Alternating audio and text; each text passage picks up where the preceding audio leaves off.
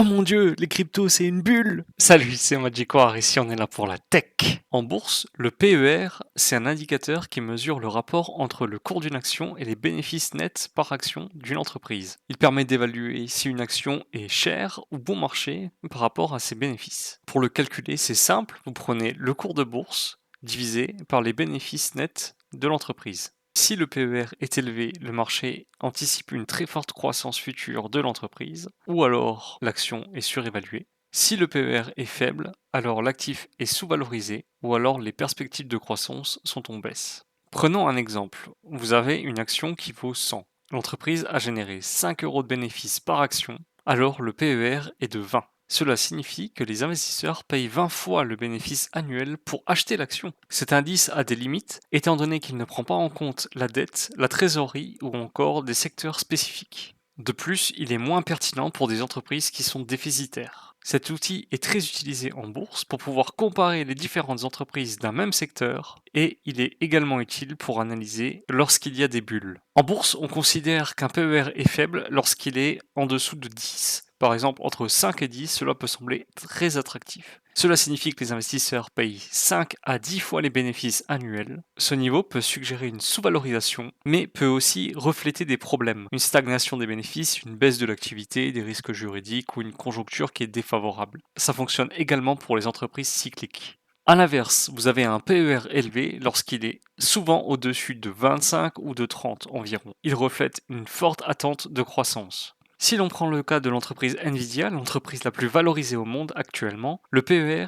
s'évalue à 42, c'est-à-dire que les investisseurs sont prêts à payer 42 fois les bénéfices de Nvidia. Ils évaluent donc des bénéfices en forte croissance dans l'avenir. Mais le PER était beaucoup plus élevé auparavant, étant donné qu'on était aux alentours des 100 il y a encore 2 ans, en 2023.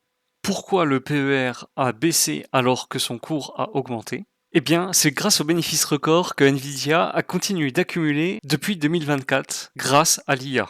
À titre de comparaison, le PER de Total est de 9,5, celui de Apple de 30, celui d'Alphabet Google de 20, de LVMH 22, de Xiaomi 33.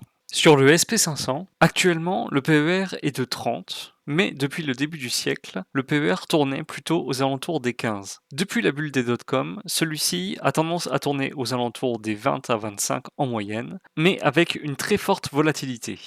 Actuellement, le PER sur le CAC 40 est de 18, avec pour pic en 2000 à 28. Du coup, vous allez me dire, ok Magic, mais c'est quoi le rapport avec les cryptos? Pour les cryptos, c'est différent. Par exemple, Strategy a adopté le calcul du MNAV. Ils vont prendre en compte la valorisation de Strategy et le calculer en fonction des bitcoins qu'ils détiennent.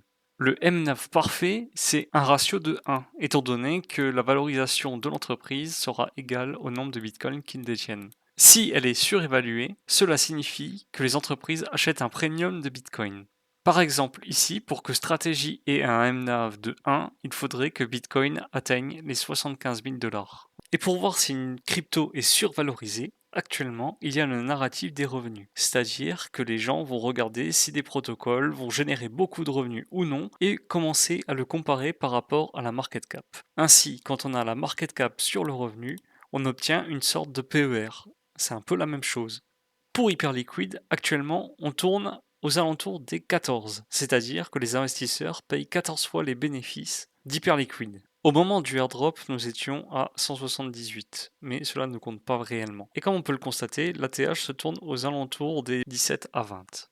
Avoir un ratio de 14, cela nous ferait une entreprise comme Bouygues Telecom, Pernod Ricard ou encore Vinci, Saint-Gobain. Et lorsqu'on regarde par rapport au CAC 40, on peut constater que c'est une entreprise qui ne paraît pas trop survalorisée. Néanmoins, cela ne constitue pas un conseil en investissement, étant donné que Hyperliquid peut être sujet à des hacks, des problèmes sur sa plateforme, etc. Je vous incite donc pas forcément à acheter. Ok, et donc comparé aux autres cryptos, Hyperliquid n'est pas trop survalorisé comparé à d'autres. Des protocoles comme Aerodrome, des Jupiter, des PancakeSwap ou même des Jito ont encore une market cap sur le revenu inférieure à 20, ce qui constitue globalement une entreprise du CAC 40, voire une entreprise sous-valorisée au SP500. Néanmoins, des cryptos comme Maple, Aave, Tron Euler ou encore Ondo sont valorisés au même titre qu'une entreprise en forte croissance comme Nvidia. Et le problème va arriver quand on va monter dans le classement. En effet, Optimism ou Arbitrum sont valorisés à quasiment 100 fois leurs bénéfices. Des protocoles comme Curve à 200 fois leurs bénéfices. Et des protocoles un peu moins connus comme HiveMapper, Celo légèrement connu, un Virtuals ou encore un WorldChain sont valorisés à plus de 300 fois leurs bénéfices. Pour le cas de ICP, notamment, on est à plus de 500 fois les bénéfices, sachant que le token était valorisé à plus de 400 dollars à son lancement, pour enfin dégringoler à quelques dollars. Si on continue à monter dans le classement, Ethereum se situe à plus de 1700 fois les bénéfices.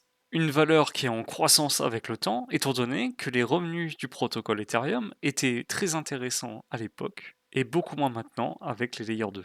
Il en est de même pour Solana, valorisé à 1800 fois les bénéfices, mais la question va vraiment se poser pour les gros protocoles valorisés à beaucoup plus. Comme on peut le constater, un Tron c'est 3000 fois les bénéfices, un Starknet c'est 5000 fois les bénéfices, c'est-à-dire que les investisseurs pensent que Starknet fera des bénéfices pendant 5000 ans, ou encore la BNB Chain et d'autres cryptos célèbres, mais néanmoins inutiles, comme un Apex, Algorand, Flare, Polkadot, valorisés à près de 40 000 fois les bénéfices, des Aura Network, des Cardano, des Ripple, valorisés à 59 000 fois les bénéfices, ou encore The Graph à 200 000 fois les bénéfices, soit 200 000 ans, ou encore un Cosmos à 300 000 fois les bénéfices. Le record est détenu par Gnosis, qui a généré 25 dollars de revenus, avec un market cap sur le revenu valorisé à 13 millions de fois les bénéfices.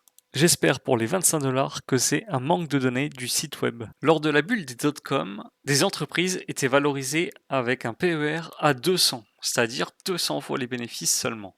La grande question va être de justifier de pourquoi un protocole comme Cosmos est valorisé à 2 milliards de dollars alors qu'il ne génère moins de revenus qu'un stagiaire dans une entreprise. L'autre question va être de savoir si Ethereum vaut réellement son prix, étant donné qu'il est valorisé à près de 1700 fois ses bénéfices.